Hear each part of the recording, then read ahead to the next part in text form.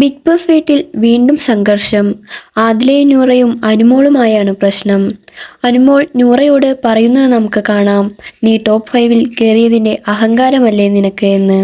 അതിന് നൂറയുടെ മറുപടി നിനക്ക് PR-ൻ്റെ പിൻബലമല്ലേ എന്നും.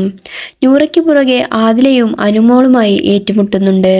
അനുമോൾ ജെനുവൻ അല്ലാത്തതുകൊണ്ടാണ് നല്ലൊരു റിലേഷൻഷിപ്പ് കിട്ടാത്തതെന്നും അവളുടെ മനസ്സ് ശുദ്ധമല്ലെന്നുമാണ് പറഞ്ഞത്. അനുമോൾ ഇതിൽ നിന്ന് മനസ്സിലാക്കുന്നുണ്ട് അവൾക്കെതിരെ പുറകിൽ നിന്ന് കളിക്കുന്നത് ആദിലയും നൂറയും കൂടെ ചേർന്നാണെന്ന്. കിച്ചണിൽ നിന്നുണ്ടായ നിസ്സാര സംസാരം തെറ്റുധാരണ ആണ് ഇതിനെല്ലാം വഴിയൊരുക്കിയത്.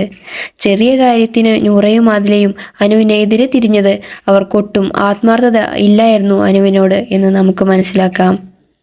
ഈയൊരു കാര്യം അവരുടെ കൂട്ടുകെട്ടിനെ വേർപിരിക്കാനുള്ള കാരണമായി മാറുമോ? നിങ്ങളുടെ അഭിപ്രായം കമൻറ്റിലൂടെ അറിയിക്കൂ. കൂടുതൽ വീഡിയോകൾക്കായി ചാനൽ സബ്സ്ക്രൈബ് ചെയ്യൂ.